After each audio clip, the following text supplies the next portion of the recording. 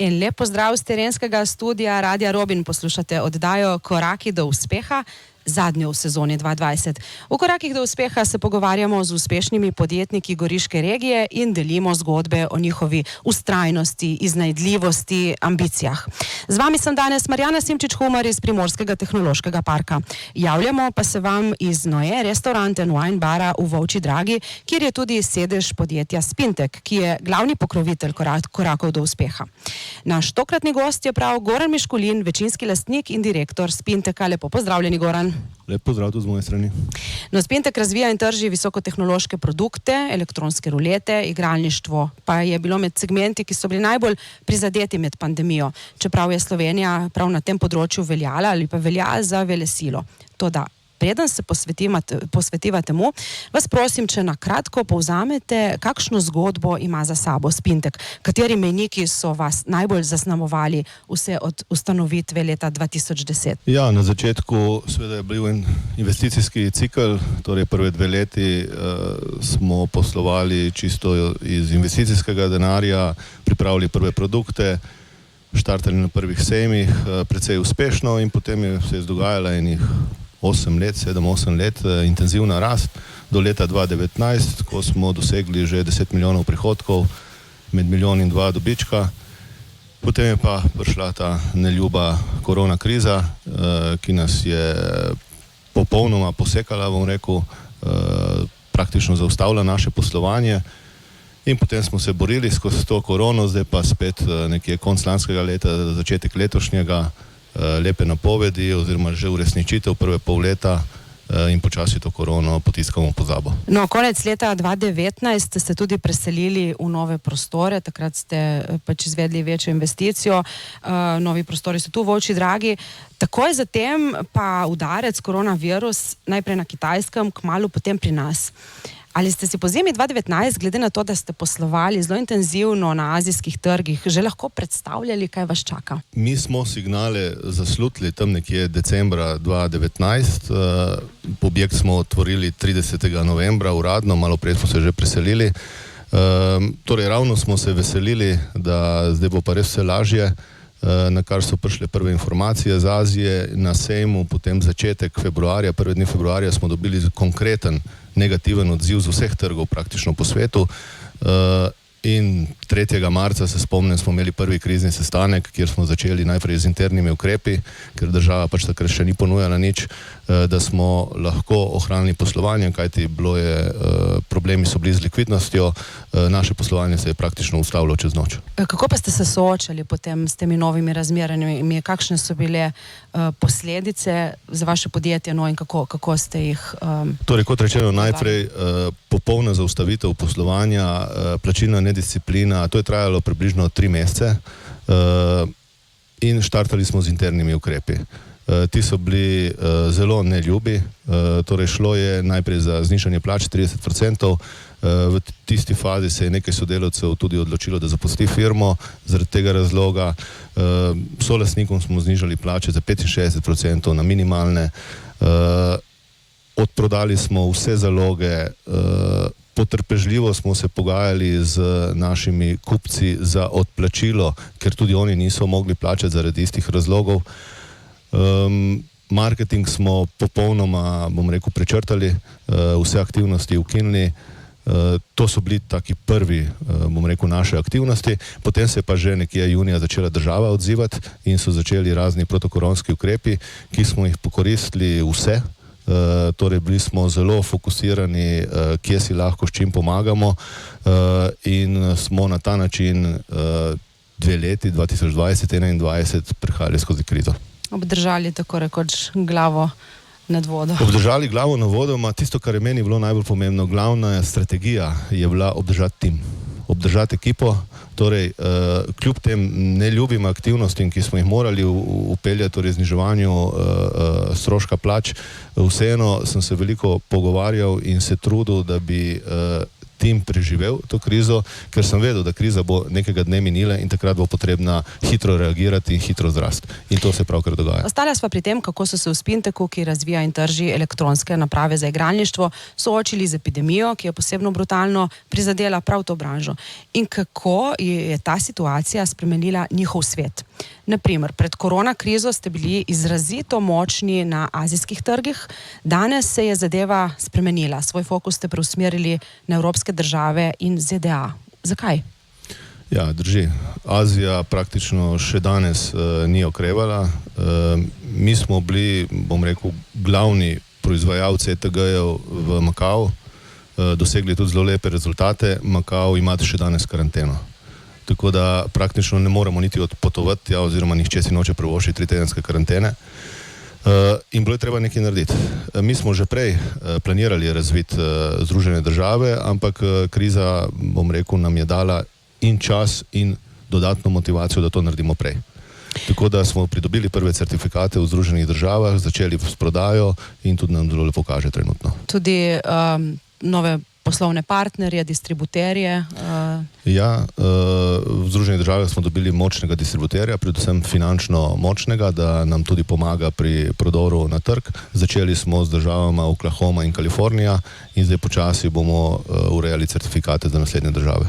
No, eden pomembnih trgov je tudi Nizozemska, kjer ste odprli hčerinsko podjetje prav v tem obdobju korone? Ja, prav v začetek korone smo odprli podjetje z 2 zaposlenima.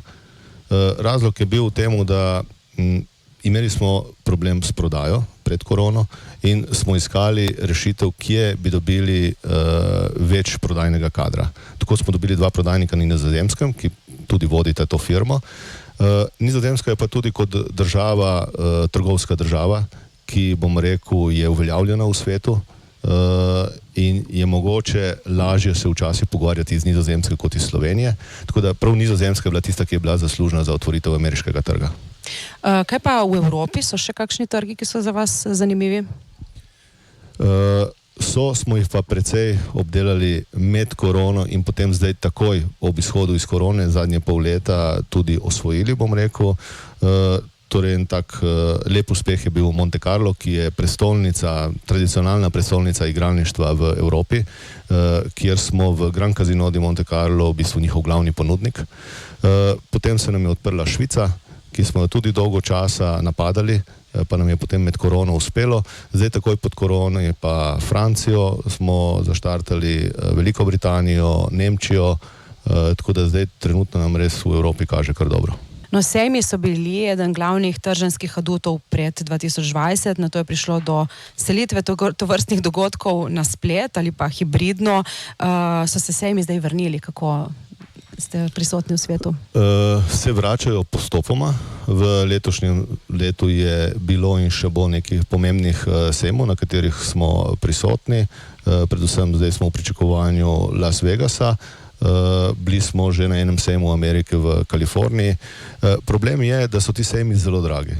Zelo dragi in mi smo še vedno v fazi okrevanja po koroni in je treba previdno usmeriti, bom rekel, finance. No, s katerimi izzivi se pa trenutno najbolj aktivno ukvarjate, ko odpirate nove trge, pa tudi sicer? Torej, najtežji izziv trenutno je financiranje. Pri nas se dogaja hitra rast, če rečem hitra, trenutno je 500% v prvi polovici leta, ampak na nivoju leta bo približno 300%. Seveda je to posledica delno tudi velikega upada predhodno, ampak mislim, da bomo prehiteli leto 2019 in tudi za naprej se nam kaže zelo lepa rast. Vedno, ko je hitra rast, je potrebno financiranje. Še posebej zato, ker mi na prodajni strani prodajemo na bistveno daljše, bom rekel, plačilne pogoje, kot na nakupni strani, torej pri dobaviteljih. In to razliko, ki je v našem primeru nekje 9 do 12 mesecev, to razliko je treba financirati. Kako se Spintek sooča s podražitvami v energetiki in tudi sicer? To je kar taka pereča, aktualna tema. Ja, na srečo s tem nimamo problemov. Mi smo majhen porabnik energije, imamo tudi energetsko zelo učinkovit objekt, tako da tudi večje razlike v stroških energije zelo malo vplivajo na naš posel. Čutimo pa posredne vplive preko dražitve, bom rekel, drugih storitev, predvsem v logistiki so cene zelo zrasle, tudi na določenih materialih, ampak to lahko kompenziramo potem tudi na prodajni strani s cenami, tako da ta kriza nima močnega vpliva na nas. Kaj pa z tržnega vidika? Nekateri sejmi so bili v Ukrajini oziroma ukrajinski, ruski trg, ste bili tam prisotni? Aha, vidik vojne. Ja, Ukrajina praktično se je tik pred vojno, se je tam igralniški trg odprl. Sprejeli so novo zakonodajo, dovolili igralnice in seveda so se vsi fokusirali na nov trg. Tle smo, pač mi imamo bolj konzervativno strategijo in smo bili previdni, ne izpuščamo določenih korakov in smo en manjši posel realizirali, ki smo ga tudi zrealizirali dosti visokim avansom, tako da tudi iz vidika vojne v Ukrajini nismo utrpeli praktično nobene škode. Smo pa bili presenečeni. Imeli smo informacije, da se zaostruje, ampak tudi lokalci noben ni pričakoval vojne. Kako gledate pa na nič kaj obetajočo napoved oziroma že kar prihajajo informacije, signali z Zahoda o prihodu nove gospodarske krize vezane na ukrajinsko vojno? No, upam, da so informacije napačne in da krize ne bo. Malo heca, ampak ja, če bo do tega prišlo, se bomo pač borili tako, kot smo se do zdaj. Če bo res kriza velika, upamo, da bojo tudi neki ukrepi, verjetno spet ne bo vse branže enako prizadela, tako da mogoče prezgodaj še, bom rekel, ugibati, kaj se bo zgodilo. No, s korono je mnoga podjetja, tudi vaše, že doletel radikalen padec prometa, kot ste tudi sami omenili, primorani ste bili odpuščati. Kakšna je zdaj situacija v vaši ekipi? So delovna mesta varna, glede na negotove napovedi jeseni? No, zdaj je situacija ravno obratna. Osebno res ne čutim tako negotovih napovedi. Mislim, da vseeno mogoče bo malček zanihalo, ampak da tako hudo, kot je bilo v času korone, da ne bo več, da bo šlo naprej lepo. Kar se tiče kadra, pa imamo probleme. Namreč vemo, da je nezaposlenost nizka v Sloveniji in kader težko dobimo, skoraj, bom rekel, na vseh delovnih mestih. Predvsem smo imeli težave s programerji, no, zdaj se je situacija malček izboljšala, ampak najboljši kader išče najboljša delovna mesta in upamo, da bomo to znali ponujati v prihodnje. Kako pa uspete pritegniti ta najboljši kader, oziroma kje ga iščete, tukaj v lokalnem bazenu ali tudi širše? Torej, najprej lokalno. Sem velik, bom rekel, podvrženec temu, da vse, kar počnem najprej lokalno, tako tudi ravnam s kadrom. Seveda, kader najprej zahteva eno solidno plačo, ampak tu so še vsi drugi detajli, ki gredo zraven, to so pač predvsem odnosi na firmi, sproščenost med delom, razni dodatki, od regresa, ki smo ga trenutno izplačali, maksimalnega možnega, do raznih nagrad, do dogovorov, bom rekel, specifično z vsakim zaposlenim. No, Spintek je izrazito izvozno usmerjeno podjetje, eden izmed glavnih trgov je bil azijski, zdaj se bolj fokusirate na Zahod.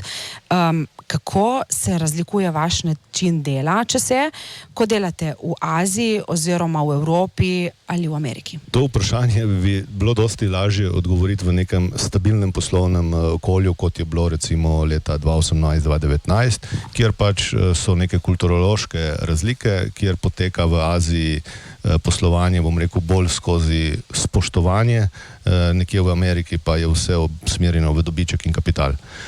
Ampak danes je korona malo povozila vse skupaj in toliko izstopa, torej Azija praktično še zaprta, Amerika odprta že leto in pol. In to je ta bistvena razlika v poslovanju v tem trenutku. No, ravno kriza zaradi pandemije pa je bila tudi povod, da ste se nekako usmerili navznoter, da ste se še bolj posvetili razvoju. In kako se ti novi produkti razlikujejo mogoče od tistih pred letom 2019, oziroma kakšni so ti novi produkti, ki jih zdaj tržite? No, to so bile zdaj koronske interne faze, bi jim tako rekel. Prvo je bila faza panike, ki je bilo treba 3 mesece se z njo ukvarjati in jo stabilizirati, neko duševno stanje firme, bom rekel. Potem pa so glavnino resursov naših smo vložili v razvoj. Najprej za vse stvari, za katere nismo imeli nikoli časa in so stale na robu mize in so bile zoprne za jih narediti, smo jih najprej počistili. Recimo? Govorim o posameznih delovnih mestih, pač programerji so določene detajle, mogoče za določeno državo, niso utegnili nikoli in je to čakalo in so neke specifike v produktu potem čakali iz leta v leto. To smo recimo počistili. Potem je prišel pa ta realen razvojni cikl, kjer smo razvili dodatke za obstoječe produkte plus nove produkte. Tako da danes mi smo išli iz korone z eno tako močno, stabilno paleto produktov. Usporedno delamo tudi na novi platformi, ki jo bomo nekje konc leta zaključili. To bo še en tak res velik presežek, namreč po 10 letih komplet menjamo tehnologijo v ozadju, s katero gremo pol naprej in je to tudi nek uložek, bom rekel, za naslednje desetletje. No, vaš glavni produkt elektronske igre na srečo ste tržili v fizičnih igralnicah, ne? To seveda je bilo zaradi covida, smo slišali in vemo, okrnjeno. Ali je spletno igralništvo za vas zanimiva alternativa? Ja, gotovo je. Zdaj v spletnem igralništvu moramo razlikovati. Eno so operaterji, torej tisti, ki organizirajo spletno igralništvo, eno so providerji, torej tisti, ki ponujajo igre oziroma rešitve za spletno igralništvo. Mi se najdemo na drugi strani, torej med ponudniki. Nekoč je bilo to recimo 10 let, 15 let nazaj precej preprosto, zdaj pa je konkurenca tu tudi velika in ni tako enostavno vstopiti na ta trg. Malo smo se poigrali s to idejo, smo ocenili, da investicija bi bila v času korone prevelika in smo se raje ukvarjali s tistim, kar dobro znamo. Bomo pa v bodoče gotovo stopili tudi v ta sektor, ker mislim, da te hibridne rešitve torej igralec bo gledal igralnico in igralništvo preko spleta kot neko skupno rešitev, kot neko skupno ponudbo nekega operaterja in do tega bo prihajalo vedno več in v te rešitve se bomo vključevali oziroma delno se že, ampak bolj so to zametki. Kdo pa so igralci na spletu in kdo v igralnicah? So to isti ljudje po vaše? So in niso.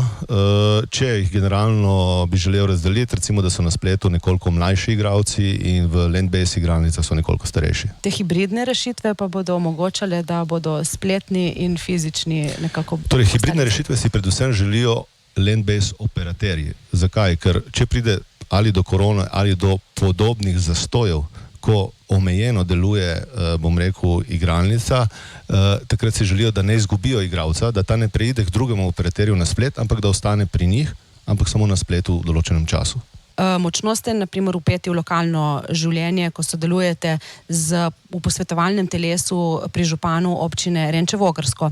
Kakšni so poudarki vašega delovanja v tem kontekstu? Najprej, če širše povem glede družbene odgovornosti, tradicionalno smo podporniki smučarskega kluba Gorica.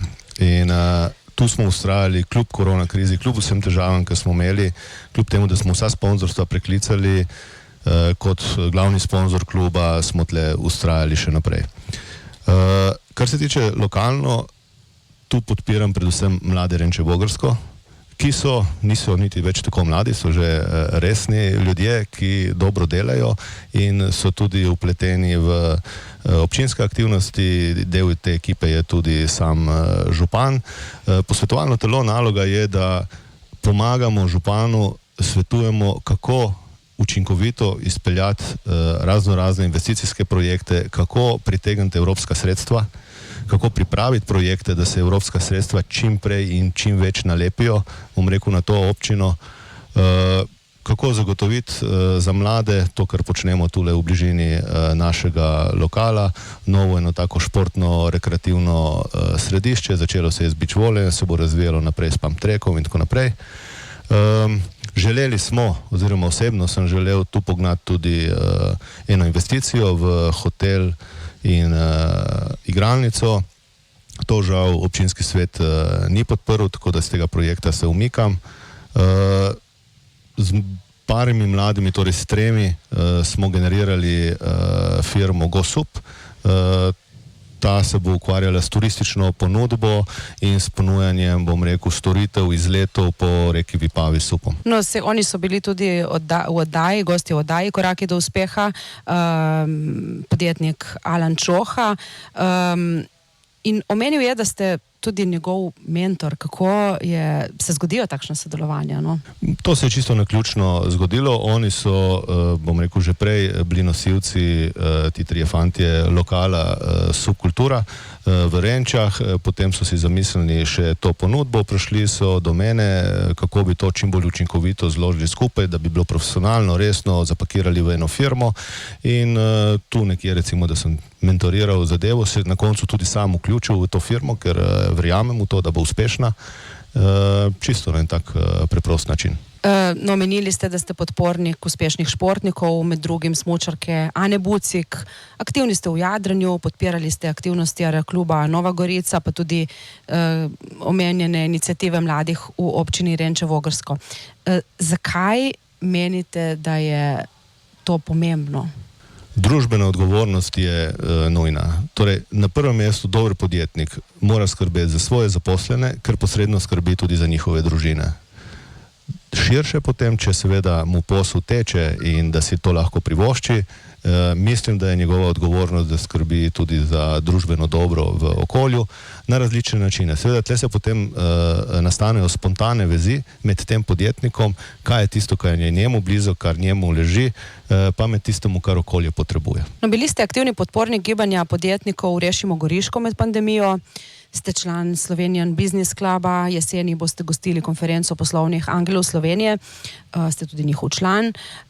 Kakšno vlogo ima mreženje pri razvoju vašega posla? Oziroma bom tako vprašala, je mreženje potrebno, je zato potrebno razvijati posebne veščine ali ima to človek prirojeno? Oboje. Sigurno je dobro, da imaš delno prirojeno, skratka, da si preprosto komunikativen človek, ki se pogovarjaš. In s tem se doseže v življenju marsikaj. Mreženje na nivoju Slovenskega poslovnega kluba iz mojega vidika, verjetno ima vsak nek svoj interes, zakaj vstopa v ta klub in kaj pričakuje. Iz mojega vidika mi je všeč poslanstvo kluba, da smo podjetniki močnejši. Močnejši sogovornik vlade Slovenije. Torej, da znamo bom rekel, skupnim glasom povedati, kaj je za razvoj podjetništva, za realni sektor v Sloveniji pomembno in seveda več kot nas bo, bolj nam bojo prisluhnili. Kako se uspete mrežiti na mednarodnem nivoju, graditi odnose? No, tu gre pa za mreženje znotraj branže. Naša branža je relativno majhna, torej igralništvo je majhna branža, sploh pa ponudniki za igralništvo, ki se večinoma srečujemo po sejmih in tu je predvsem iz vidika prodaje in marketinga zelo pomembno, da smo ves čas v kontaktu, tudi s konkurenčnimi firmami in konec koncev komuniciramo, ker imamo tudi določene skupne interese.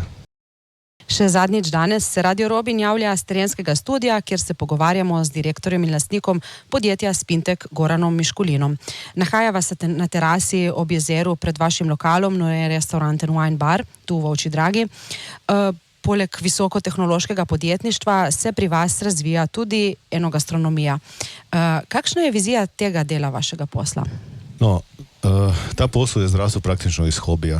Recimo, da sem enogastronomski užitkar, že v Šempetru sem imel vinski lokal, tu je prerasel v restauracijo. Ponujamo predvsem lokalno hrano, sezonsko hrano, vrhunsko pripravljeno, imamo odličen tim. Ambient je tudi prekrasen iz ene, bom rekel, industrijsko praktično zavržene cone, to je star glinokop, za tiste, ki ne vejo, ki ga je zalil potok in je nastalo jezero. Smo naredili en ambient, eno restauracijo, ki zelo lepo funkcionira. Tle je predvsem spet, kot vedno, stvar v timu. Imam odličen tim, vse pohvale, zelo požrtvovalen, to se kaže skozi njihove zelo dinamične urnike, ki so pač v gostinstvu zahtevni. In živimo v obdobju, kjer gostinca skoraj ne dobiš na trgu.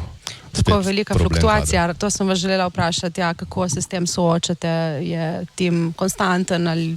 Ja, soočamo se tako, da kot sem rekel, požrtvovalno rešuje to osnovni tim.